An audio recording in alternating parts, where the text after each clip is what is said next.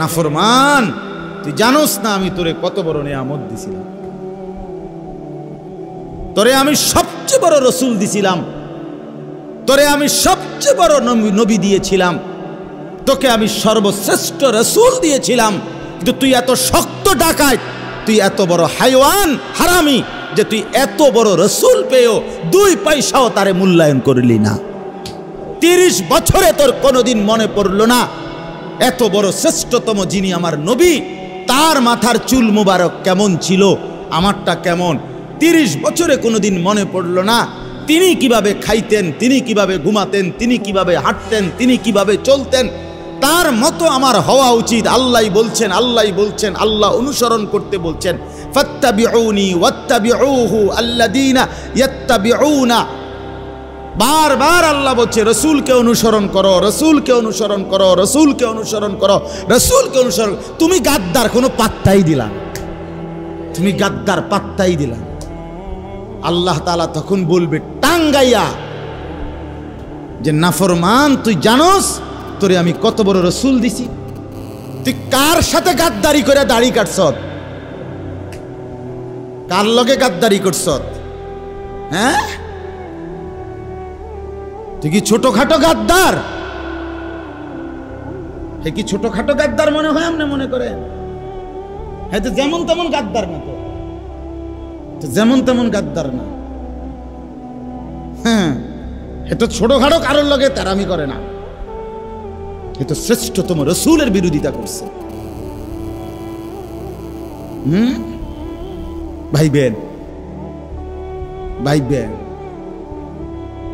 দাড়িবিহীন চেহারা আপনার সুন্দর লাগে? কেডা কইছে সুন্দর লাগে? নাফিদ ছাড়া আর কে কইছে? নাফিদ ছাড়া আর বলছি কেডা? হ্যাঁ, সাফ কথা আমার। কারো গায়ে লাগলে মাফ করে দিয়ে, শরম লাগলে দাড়ি রাখিয়া দেন। যদি মনে হয় যে বেজ্জতি করলাম, তো ইজ্জতের সাথে রাখিয়া দেন, তো ইজ্জত ফিরে আসবে। যদি বলেন সেত উঠছে, কি কইলেন হুজুর? হ, কি কইলাম, রাখিয়ালাম। সার নাম নিয়ে সেত উঠেনি, আমি তো চাই সেত উঠতো, সেত উঠলেই তো লাভ। সার না উঠেনি সেত, আমরা তো ওঠে না। না, আমনে তো সেতও নাই, বেতও নাই, সেত বেত কিচ্ছু নাই। হ্যাঁ, লাকাদ মান্নাল্লাহু আলাল মুমিনিন ইদ বাআসা ফীহিম রাসূলাম মিন আনফুসিহিম। রব্বুল আলামিন বলেন, বান্দা তুমি জানো না আমি আমার খাজানার, আমার ভান্ডারের সবচেয়ে প্রিয়জন তোমাকে দিলাম। এমন বন্ধু দিলাম, বন্ধু আমার জমিনে বসে জিব্রাইল যখন কোরআন নাজিল করত, জিব্রাইল যখন আইসা কোরআন পড়ত, আল্লাহর নবী তখন জিব্বা নাইরা নাইরা জিব্রাইলের সাথে পড়তেন। জিব্রাইল বলতো যালিকাল কিতাব, নবীও বলতেন যালিকাল কিতাব। জিব্রাইল বলতেন লা রাইবা ফি, নবীজি বলতেন লা রাইবা ফি। আল্লাহ তাআলা তাকিয়ে দেখলেন, বন্ধু আপনি জিব্রাইল পড়লে, আপনি যখন পড়েন মুখস্থ করার জন্য, তখন আপনি ঠোঁট নাড়াইলে, আপনি জিব্বা নাড়াইলে বন্ধু আপনার তো কষ্ট হয়। আমি মাওলা আরশ আজিম থেকে আপনার এইটুকু কষ্ট আমি আল্লাহ সহ্য করতে পারি না। এই জন্য আল্লাহ জিব্রাইল পাঠিয়ে কোরআন নাজিল করে বললেন, লা তুহাররিক বিহি লিসানাকা লিতাজালা বিহি। বন্ধু আপনি জিব্রাইল কোরআন নাজিল করিলে আপনি আর ঠোঁটও নাড়াবেন না, জিব্বাও নাড়াবেন না, আপনি শুধু শুনতে থাকবেন। আপনার কলিজায় মুখস্থ করিয়ে দেওয়া, এটা আমি আল্লাহ নিজেই দায়িত্ব নিলাম। ইন্না আলাইনা জামাহু ওয়া কুরআনা। হ্যাঁ, এত বড় রাসূল তিনি, আন্দাজে করতে পারো নাই মুসলমান। যুবক, তুমি আন্দাজই করতে পারো নাই। কোন শয়তানের মতো চুল রাখলা? কোন শয়তানের মতো, কোন পাগল, কোন ছাগলের চুল রাখলা? কার থেকে কি মডেল নিলা? আগাও নাই, হোগাও নাই, পূব নাই, পশ্চিম নাই, উত্তর নাই, দক্ষিণ নাই, থেকে ডিজাইন নিলা। আস্তাগফিরুল্লাহ, আস্তাগফিরুল্লাহ, আস্তাগফিরুল্লাহ। রুচি তো মানুষের থাকা উচিত, বিবেক তো কাজ করা উচিত। আমি কার মতো সাজলাম, যার কোনো জন্ম নাই, বংশ নাই, পরিচয় নাই, কোনো মূল্যায়ন নাই, ইজ্জত নাই, সম্মান নাই, আমি তার মতো নিজের ড্রেস আপ করলাম, নিজেকে সাজিয়ে তুললাম, যার কোনো নাম নিশানা নাই। এর চাইতে বড় লানতের যোগ্য, অভিশপ্ত, এর চাইতে বদনসিব, মন্দ কপাল আর কি হতে পারে? আমার তো প্রতিটা সৌন্দর্যের, আমার ডিজাইনের, আমার ড্রেস আপের একবারে পিওর দলিল আছে। আমি এজন্য দাড়ি রাখছি, আমার রসুল দাড়ি রাখতেন। আমি এজন্য টুপি মাথায় দিছি, আমার নবী মাথা মোবারকের টুপি মাথায় পরিধান করতেন। আমি এজন্য জামা পাঞ্জাবি গায়ে দিই, তিনি আমার রসুল সাল্লাল্লাহু আলাইহি সাল্লাম জামা পরিধান করতেন। আমি এজন্য লুঙ্গি পরি, আল্লাহ রসুল সাল্লাল্লাহু আলাইহি সাল্লাম মৃত্যু পর্যন্ত লুঙ্গি পরিধান করেছেন। আমি এজন্য মোষ ছোট রাখি, আল্লাহ নবী সাল্লাল্লাহু আলাইহি ওয়াসাল্লাম বলছে একটি সুস্থ মানুষের পরিচয়, যে মানুষটা সুস্থ কিনা খোদার কসম এটার পরিচয় হলো যে মোষ ছোট রাখে, দাড়ি লম্বা করে, সে সুস্থ মানুষ, স্বাভাবিক মানুষ, স্বাভাবিক মানুষ। এটা হাদিস, এটা ফিতরাত, আশারুম মিনাল ফিতরা। 10টি জিনিস নবী বলছে মানুষের স্বভাবজাত অংশ, এর মধ্যে এই দুইটা একটা। নখ কাটা এটা একটা, যার নখ বড় সে অস্বাভাবিক মানুষ, প্রতিবন্ধী। যার মোষ বড় হয় প্রতিবন্ধী। হ্যাঁ, সাফ কথা। যে দাড়ি কাটে সে প্রতিবন্ধী, তার বুদ্ধি প্রতিবন্ধিতা আছে, বিবেক প্রতিবন্ধী। হ্যাঁ, যার নখ বড়, যে নাভির নিচের পশম কাটে না সে প্রতিবন্ধী, যে বগলের পশম উপড়ায় না সে প্রতিবন্ধী, যে নাক পরিষ্কার রাখে না সে প্রতিবন্ধী। রাসূলুল্লাহ সাল্লাল্লাহু আলাইহি ওয়াসাল্লাম, এটা ফিতরাত, স্বভাবজাত অংশ। এটা স্বাভাবিক, সুস্থ, স্বাভাবিক মানুষের পরিচয়। এটা কোরআনুল কারীমের মধ্যে আছে, আল্লাহ তাআলা বলেন ফিতরাতাল্লাহিল্লাতী ফাতারান নাস আলাইহা। আমি আল্লাহ তাআলা প্রত্যেকটা মানুষকে ফিতরাত দিয়ে সৃষ্টি করেছি। কি দিয়ে? স্বভাবজাত কিছু যোগ্যতা, স্বভাবজাত কিছু বৈশিষ্ট্য, সৃষ্টিগত কিছু বৈশিষ্ট্য দিয়েই আমি আল্লাহ তাআলা মানুষকে সৃষ্টি করেছি। আমার কথা শক্ত হলে মাফ করে দিয়েন ভাইয়া, তো বুঝতে শিখেন। এত বড় শ্রেষ্ঠতম রাসূল পেয়ে কেন মূল্যায়ন করলাম না? কেন মূল্যায়ন করলাম না? কেন বাবা নবীর মতো সাজতে পারলাম না? আজকে এত বছর পরেও আমরা একজন মুসলমান কেন নবীজির মতো নিজেকে, নিজের চেহারা, সুরত, লেবাস, পোশাক, দাড়ি, টুপি, খানা, খাদ্য, পেশাব পায়খানার ক্ষেত্রে নবীজির তরিকা, ঘুমের ক্ষেত্রে, আহার নিদ্রার ক্ষেত্রে কেন আমরা মিসওয়াক করতে পারলাম না? কেন? আমাদের ব্যর্থতাটা কি? আমরা দস্তরখান বিছাইয়া খানা খাই না কেন? আমরা বাম পাও দিয়া টয়লেটে ঢুকতে আমাদের মনে পড়ে না কেন? আমরা ডান পাও দিয়া বাথরুম থেকে বাইর হই না কেন? কেন আমাদের মনে পড়ে না? রাসূলুল্লাহ সাল্লাল্লাহু আলাইহি সাল্লামকে পেয়ে আমরা খুশি না? কথা বলেন না কেন? এত বড় শ্রেষ্ঠতম নবীর উম্মত হয়ে আমরা খুশি না? তো খুশির প্রকাশ কোথায়? তোমার দি বিয়ে, তুমি দি কান্দো, কথা বোঝেন নাই? তোমার খুশির প্রকাশ কই? তো ঠিক তুমি তো রাসূলুল্লাহ সাল্লাল্লাহু আলাইহি ওয়াসাল্লামকে পেয়ে খুশি, তার প্রমাণ কই? তার প্রকাশ কোথায়? হাদিসের মধ্যে আছে, এক সাধারণ সহজ সরল সাহাবী একদিন নবী সাল্লাল্লাহু আলাইহি ওয়াসাল্লামকে জিজ্ঞেস করছে, মাতাস সাআ, ইয়া রাসূলুল্লাহ, কিয়ামত কোন দিন? নবী বলছে, আচ্ছা কিয়ামত যেদিনে হোক, ওয়া মা আদাত্তা লাহা, তোমার প্রস্তুতি কি সেটা কও। গোছগাছ করছো কদ্দুর সেইটা কও। বেটা সাহাবী সহজ সরল মানুষ বলছে, ইয়া রাসূলুল্লাহ, নামাজ রোজা এত সামান্যই, যেতটুকু পারি করি, তবে আমি না আল্লাহ এবং আপনি রসুলকে ভীষণ ভালোবাসি, আপনারা ছাড়া কিছুই ভাবি না। আমার সারাক্ষণ মন চায় আপনার দিকে তাকাইতে, আপনার মতো সাজতে, আপনার মতো জিন্দিগি বানাইতে, আপনারে খুব ভালোবাসি।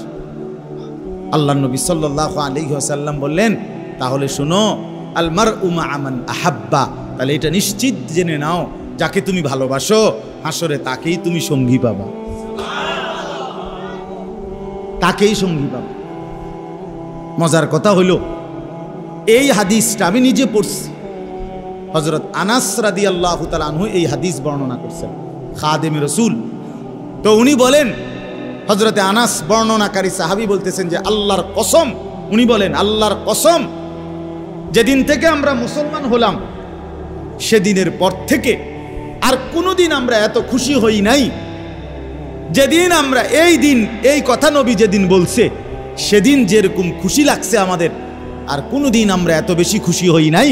নবী যে বলছে যাকে ভীষণ ভালোবাসে তার সাথে হাসরের ময়দানে দাঁড়াবে, আমরা স্পষ্টভাবে আল্লাহরে সাক্ষী রেখে ঘোষণা দিলাম আমরা রসুলকেই ভালোবাসি, আবু বকরকেই ভালোবাসি, ওমরকেই ভালোবাসি, ওসমানকে ভালোবাসি, আলীকে ভালোবাসি। উনি বলেন আশা করি আমি আনাস তাদের সাথেই দাঁড়াবো। আমার এই কথা ভাবলেই ভাল লাগে। উনি বলতেন আমার এটা ভাবতেই মজা লাগে যে আমি আসলেই তো ওনাগরে বেশি ভালোবাসি। তার নবী বলছে ভালো যদি নিশ্চিত ভালোবাসি তাহলে ওদের সাথে দাঁড়াবে, তাহলে আমি তো দিল থেকেই ওনাদেরকে ভালোবাসি। লাকাদ মান্নাল্লাহু আলাল মুমিনিন ইদ বাআসা ফীহিম রাসূলাম মিন আনফুসিহিম। এজন্য বন্ধু রব্বুল আলামিন বলেন, ইমানদার আমি সবচাইতে বড় নিয়ামত দিলাম, আমার রসুল দিলাম, আমার রসুল। এবার আল্লাহ তাআলা বলেন কেন দিলাম? তিনটি উদ্দেশ্যে দিলাম। কয়টি উদ্দেশ্যে? এক নাম্বার, ইয়াতলু আলাইহিম আয়াতিহি। আমার বন্ধু আমি পৃথিবীবাসীকে, এই আখিরি বান্দা তোমাদেরকে কেন দিলাম? এক নম্বরে আমার বন্ধু তোমাদেরকে কোরআনুল কারীম তিলাওয়াত করে শোনাবে। এজন্য কোরআনুল কারীমের তিলাওয়াত শিখাবে, কোরআনুল কারীম তিলাওয়াত করে শোনাবে, কোরআনুল কারীম তোমাদের জবানে শিখিয়ে দেবে। এই উদ্দেশ্যেই আমি আল্লাহ রসুলকে পাঠাইলাম। এই জন্য আল্লাহর নবীর সাথে ওই মুমিনের সম্পর্ক থাকবে যেই মুমিন আল্লাহর নবীর প্রথম জিম্মাদারি আল্লাহর কোরআন তিলাওয়াত, এই জিম্মাদারির সাথে একমত পোষণ করবে। মানে যে কোরআন পড়বে, কোরআন তিলাওয়াত করবে, কোরআনুল কারীমের বিশুদ্ধ তিলাওয়াত শিখবে, তারই নবীজির সাথে সম্পর্ক স্থাপিত হবে, কারণ তিনি তো প্রথম এই উদ্দেশ্যেই এসেছেন। এই জন্য রাসূলুল্লাহ সাল্লাল্লাহু আলাইহি সাল্লামকে পেয়ে খুশি, এ কথা যদি আপনি কসম দিল দিয়া জবান দিয়া সত্যিকারে বলে থাকেন, তার প্রথম প্রমাণ হলো আপনি কোরআন শরীফ পড়তে পারেন। যিনি কোরআনুল কারীম দেখে দেখেও পড়তে পারেন না, আমনে আল্লাহর নবীকে ভালোবাসেন না, দৈন্তান্নয় কান না। আপনি জিলাপি ভালোবাসেন, আপনি হলেন বিরিয়ানির ভোটলা, আমি খিচুড়ি মার্কা ভালোবাসেন। জি, লাইসা ফি জাওফিহি শাইউম মিনাল কুরআন কাল বাইতিল খারিব। নবী সাল্লাল্লাহু আলাইহি সাল্লাম বলেছে যার কলিজার ভিতরে কোরআন নাই, আল্লাহর নবী বলেন ওইটা একটা বিরান ঘর, আলগা ঘর, সারা বাড়ি, যেই বাড়িতে মানুষ থাকে না, কুকুর বিড়াল সাপ বিচ্ছু ইন্দুর কেচ্ছা এগুলা থাকে, ওনে মানুষ থাকে না। এই জন্য যেই দিলে কোরআন নাই, যে মানুষটা আল্লাহর কোরআন পড়তে পারে না, ওইটা আলগা ঘর, আলগা বাড়ি। তার অন্তর হইল আলগা বাড়ি, যেখানে মানুষ থাকে না, যেখানে কীট পতঙ্গ জীব জন্তু থাকে। নবীজি বলছেন আপনি সিদ্ধান্ত নেন, আপনার অন্তর মানুষের অন্তর নাকি বিরান ঘর সারা বাড়ি, আপনি ফয়সালা। এই জন্য এক নাম্বার জিম্মাদারি ইয়াতলু আলাইহিম আয়াতিহি, কোরআনুল কারীমের তেলাওয়াত। তাহলে নবীজি পৃথিবীতে আগমনের প্রথম উদ্দেশ্য কি? কোরআনুল কারীমের তেলাওয়াত। বলেন না কি? আবার বলেন কি? কোরআন শিখে, কোরআন পড়েন, নিজেও বাচ্চাকেও, নিজেও মেয়েকেও, ঘরের সবাইকে আপনি নিজেও আল্লাহর কোরআন শিখতে চেষ্টা করেন, তাইলে রাসূলুল্লাহ সাল্লাল্লাহু আলাইহি ওয়াসাল্লামের সাথে আপনার সম্পর্ক স্থাপিত হবে। সহি শুদ্ধ কোরআন শরীফ পড়তেই হবে, পারতেই হবে। আপনি বুড়া নাকি অসল, আপনি কি গ্রামে থাকেন, আপনি কি ছোটবেলায় পড়েন নাই, ছোটবেলায় মাদ্রাসায় পড়েন নাই, আপনি সারা জীবন স্কুলে পড়ছেন, কলেজে পড়ছেন, এত কথা আমার শোনার দরকার নাই। আপনি মুসলমান কিনা এইটা কথা বলেন না কেন? এ মুসলমান হইলেই আপনাকে কোরআন পড়তে হবে। শিখবেন আপনি যেমনে পারেন এমনি শিখবেন, যত কঠিন হোক আপনাকে শিখতে হবে। আর আল্লাহ ওয়াদা করছে, বান্দা আমার কোরআন কঠিন নয়, 9 বছর হোক আর 90 বছর হোক, যেই শিখতে যাবে আমি আল্লাহ ওয়াদা দিলাম, আমি আল্লাহ তার জন্য কোরআন সহজ করে দিয়েছি। ওয়ালাকাদ ইয়াসসারনাল কোরআন লিযিকর, রব্বুল আলামিন বলেন আমি অবশ্যই শিখবার জন্য কোরআন সহজ করে দিয়েছি। ইন্না আনজালনাহু কুরআনান আরাবিয়্যান লাআল্লাকুম তাআকিলুন। আল্লাহ তাআলা বলেন নিশ্চয়ই আমি আল্লাহ আরবি ভাষায় কোরআন নাজিল করেছি। কেন জানোনি বান্দা? পৃথিবীর যত ভাষাভাষী হও না কেন তুমি, আমি ইচ্ছা করে আরবিতে কোরআন নাজিল করেছি, লাআল্লাকুম তাআকিলুন, যেন এই ভাষাতেই তোমরা সকলেই কোরআন বুঝতে পারো। এজন্য পৃথিবীর যত ভাষায় যতজন উচ্চারণ করুক, আরবি একমাত্র ভাষা যেটা সবার পক্ষে শেখা সম্ভব। সুবহানাল্লাহ, সবাই পারবে, এটা পারবে দেখেই আল্লাহ তাআলা আরবিতে নাজিল করছে। এজন্য কোরআন শরীফ শিখা অসম্ভব এই কথা কোনোভাবেই কোনো যুক্তিতেই হইতে পারে না। যে এটা বলবে তার ইমানের সমস্যা। তার কিসের সমস্যা বলেন? ইমানের সমস্যা, ইমানের সমস্যা। হুজুর এ বয়সে আমি পারবনি, আপনাদের সিহন সিহন আলাপ করতারেন, আপনাদের চা দোয়ানে থামান যায় না, হ্যাঁ আপনার গফের ঠেলায় দেখ দোয়ান সুদ্ধা কাঁপে, আপনার ধমকে ছোঁড়ে, হ্যাঁ মানুষের হাতের সাফ হয়ে যায়, মাটির তলে সাপ উঠতে যায় আপনার জারির লগে। হ্যাঁ ঘটনা কি? আখেরাতের কথা বললে কমায়, হুজুর আমরা হে বয়স কি আর আছে অনারিতান কইলে ফার্মু, তুমি সাদওয়ানে গপ মারেন। হ্যাঁ কোনো খানা দিয়ে কোনো কম নাই, দুনিয়া দিয়ে পুরা ভোগ করেন। 90 বছরের বুড়া মানুষ যদি কানে কানে গিয়া কন যে যেটা ঘরের লগে ফুবি দিয়া 2 শতক ছেড়ে দিমু, কিনবেন নি? আপনি তো জিন্দা, একদম জিন্দা, সোজা টান টান। হ্যাঁ সে সময় একদম ভালো। দুনিয়া রাক্ষসের মতো, দুনিয়া যদি সবটাও পায় এরপরও দুনিয়া দরকার, দুনিয়ার লোভ যায় না, আর আখিরাতের কথা মনেই পড়ে না, কবরের কথা ভাবতেই চায় না, বুঝতেই চায় না। ওহো মুসলমান, কেন বুঝলেন না? কেন বুঝলেন না?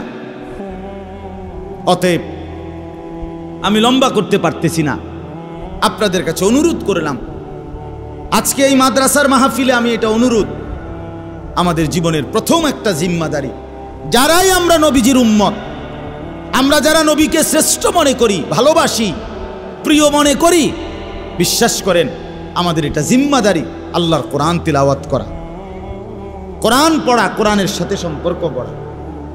আল্লাহ তাআলা বলছে ফাল্লাযীনা আমানু বিহি ওয়া আযযারুহু ওয়া নাসারুহু ওয়াত্তাবাউন নূরাল্লাযী উনজিলা মাআহু।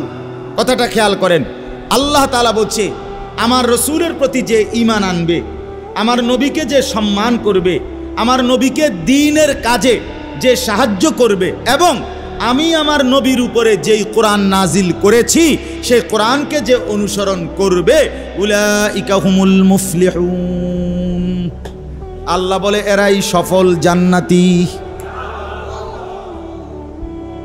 ফাল্লাযীনা আমানু বিহি ওয়া আযযারুহু ওয়া নাসারুহু ওয়াত্তাবাউন নূরাল্লাযী উনজিলা মাআহু।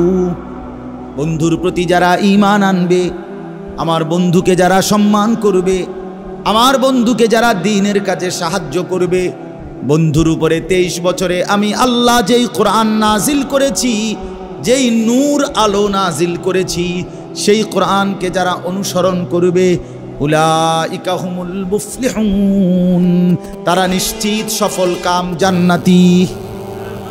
সুবহানাল্লাহ, সুবহানাল্লাহ। দ্বিতীয় দায়িত্ব ওয়ায়ুযাক্কিহিম, বাকিটা শুধু তর্জমা বলি।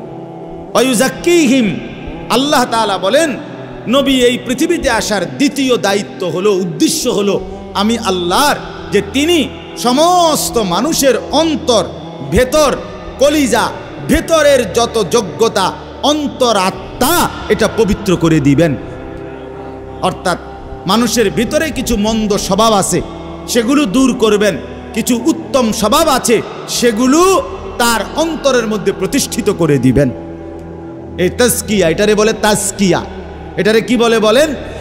আবার বলেন শব্দটা, আবার বলেন। এটা রাসূলুল্লাহর দায়িত্ব, নবীজির প্রেরণের উদ্দেশ্য। তাজকিয়াতুন নফস, অন্তরের পবিত্রতা, অন্তরের বিশুদ্ধতা।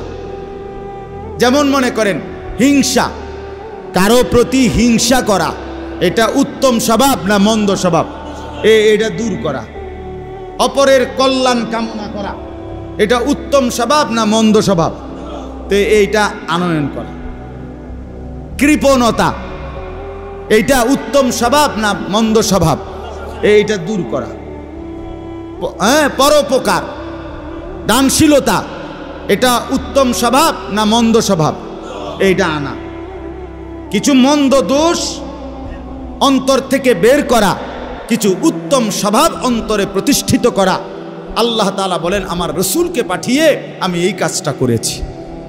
এজন্য প্রত্যেক মুসলমানের এটাও দায়িত্ব, কোনো হক্কানি রব্বানি আল্লাহওয়ালা পীর বুজুর্গ মাশায়েখ, আল্লাহর কোনো প্রিয় বান্দার কাছে নিয়মিত আসা যাওয়া করে নিজের অন্তরের কুস্বভাব দূর করার চেষ্টা করা আর উত্তম স্বভাবগুলো আনয়ন করার চেষ্টা করা।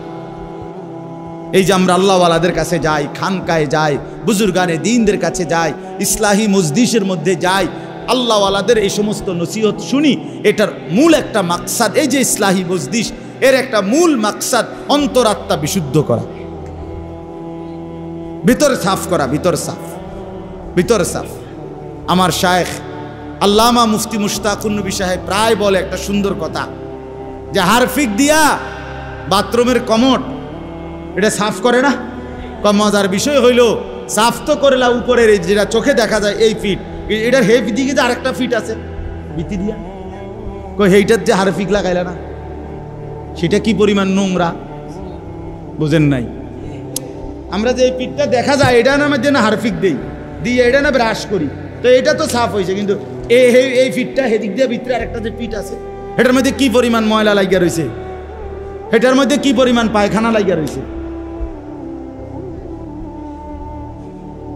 ঠিক এরকম ভাবে তুমি আর আমি তো বাহ্যিক এই জামা, চুল, পোশাক, fair and lovely, face wash, কত কিছু তো সাজাইলাম উপরে, কিন্তু ভিতরে যে একটা অংশ আছে কলিজা, কলব, ভিতরের, সেটাতে কি পরিমাণ দোষ, কি পরিমাণ ত্রুটি, কি পরিমাণ আল্লাহর নাফরমানি, সেগুলো সাফ করবে কে? এই জন্য রাসূলুল্লাহ সাল্লাল্লাহু আলাইহি সাল্লাম এটা সাহাবীদের করেছেন, আর এর পরবর্তীদেরও দায়িত্ব নিজের ভেতরটা তাজকিয়া করা, পবিত্র করা, অন্তরাত্মা বিশুদ্ধ করা। 3 নাম্বার হলো আল্লিমুহুমুল কিতাবা ওয়াল হিকমা। আল্লাহ তাআলা বলেন আমি রসুলকে তোমাদের জন্য দিলাম। 3 নম্বর উদ্দেশ্য হলো তিনি তোমাদেরকে আমার কোরআন এবং তার সুন্নাহ, তার হাদিস, এই দুইটার আলোকে তোমাদের জীবন একেবারে গড়ে দেবেন, সাজিয়ে দেবেন, জান্নাতের উপযোগী করে দেবেন। কি খাবা, কেমনে খাবা, কখন খাবা, হাঁটা উঠা, বসা, চলা ফেরা, হাসি কান্না, বাজার ব্যবসা, আচরণ উচ্চারণ, ঘর সংসার, পরিবার, স্ত্রী, একাকী, প্রকাশ্য, দেশ জাতি, রাজনীতি, রাষ্ট্র পরিচালনা, সর্বকিছুতে আল্লাহ তাআলা বলেন আমি আমার রসুলের মাধ্যমে কোরআন এবং সুন্নাহর তালিম, কোরআন এবং সুন্নাহর নমুনা, কোরআন এবং সুন্নাহর বাস্তব শিক্ষা আমি আমার রসুলের মাধ্যমে দিয়ে দিয়েছি, সেটা গ্রহণ করবা। দুনিয়াও সুন্দর, আখিরাতও সুন্দর, আখিরাতও সুন্দর। এই তিন উদ্দেশ্য। আমাদের নবী সাল্লাল্লাহু আলাইহি সাল্লামকে আল্লাহ তাআলা পৃথিবীতে পাঠিয়েছেন কয় উদ্দেশ্যে? 1 নাম্বার কোরআনুল কারীমের তেলাওয়াত, বলেন। 2 নাম্বার অন্তর বিশুদ্ধ করা। 2 নাম্বার 3 নাম্বার কোরআন সুন্নাহ অনুযায়ী পুরা জিন্দেগি গড়ে তোলা। না মাথা লাড়লে তোরা মুখে কইতে হবে মিয়া, বলে কোরআন সুন্নাহ অনুযায়ী পুরা জিন্দেগি গড়ে তোলা। বলেন 1 নাম্বার কোরআনুল কারীমের তেলাওয়াত, অন্তর বিশুদ্ধ করা, কোরআন এবং সুন্নাহ অনুযায়ী পুরা জিন্দেগি গড়ে তোলা। এই 3 উদ্দেশ্যে নবী আসছেন। এই 3 উদ্দেশ্যে কি আসছেন? হ্যাঁ, জিলেফির লেগে না, বিরিয়ানি খাওয়াইতো না, বিরিয়ানি না, মাকসাদ এই 3 উদ্দেশ্য। জীবন গঠন, ঘর গঠন, ব্যক্তি জীবন, পারিবারিক জীবন, সামাজিক জীবন, রাষ্ট্রীয় জীবন, সর্বকিছুতে নবী কথা বলছেন কিনা? কথা বলেন না কেন? রাসূলুল্লাহ সাল্লাল্লাহু আলাইহি সাল্লাম বলেন নাই, শিখান নাই, বুঝাইয়া দেন নাই, নিয়ম বলেন নাই, এমন খাত কোনটা আছে? এমন কিছু একটাও। তারাকতুকুম মুহাজ্জাতান বাইদা, নবীজি বলেন ধবধবে আলোকিত দিনের উপরে আমি রেখে গেলাম তোমাদেরকে। লাইলুহা কানাহারিহা, তোমাদের রাতও দিনের মতো বরাবর করে দিলাম। রাত গভীরের মাসআলা সেটাও বলেছি, দিনের আলোর মাসআলা সেটাও বলেছি, ঘরের একাকী জিন্দেগির মাসআলা তাও বলেছি, একেবারে দেশ জাতি রাষ্ট্রের মাসআলা তাও আমি নবী বলেছি। সব বলেছেন, সব বলেছেন, কিছু বাদ দেন নাই। আনা লাকুম মিসলাল ওয়ালিদ ওয়া আল্লিমুকুম কুল্লা শাই, নবীজি বলেন আমি তোমাদের পিতার মতো, এই জন্য আমি তোমাদেরকে সব কিছু শেখাবো। এই জন্য বাথরুমে কেমনে বইবে, টয়লেট বাথরুমে কোন পায়ের উপরে ভর দিয়া বসবে, কয়টা ঢিলা ব্যবহার করবে, এটা পর্যন্ত উম্মতকে শিখাইছেন কিনা? কয় নিঃশ্বাসে পানি পান করবে, 3 নিঃশ্বাসে 3 ঢোকে, এইটা পর্যন্ত উম্মতকে শিখাইছেন। উম্মতের নিঃশ্বাসটা পর্যন্ত ঠিক করে দিছেন, উম্মতের হাঁটা চলা উঠা বসা ঠিক করে দিছেন। অথচ দুর্ভাগা উম্মত সবার সবকিছুর দিকে তাকায়া থাকে, কিন্তু নিজের নবী, নিজের প্রিয় রসুলের সুন্নাতের দিকে তাকায় না। আফসোসের ব্যাপার, আফসোসের ব্যাপার। আল্লাহ তাআলা আমাদেরকে বুঝার তৌফিক দান করেন।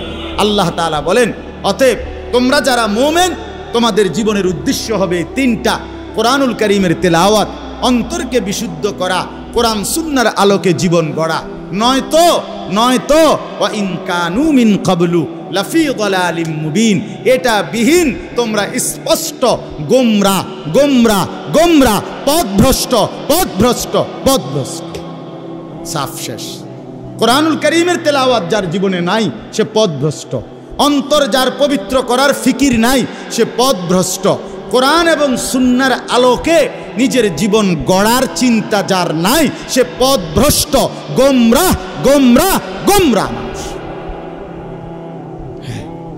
এই জন্য নিজের জীবন গঠন করেন, নিজের কদর করেন।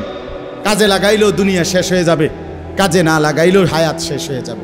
আল্লাহ তাআলা আমাদের প্রত্যেককে রাসূলুল্লাহ সাল্লাল্লাহু আলাইহি ওয়াসাল্লামের মতো শ্রেষ্ঠতম নিয়ামত পেয়ে নবীর উদ্দেশ্য অর্জন করার তৌফিক দান করেন। আল্লাহ তাআলা আমাদের সবাইকে কবুল করেন।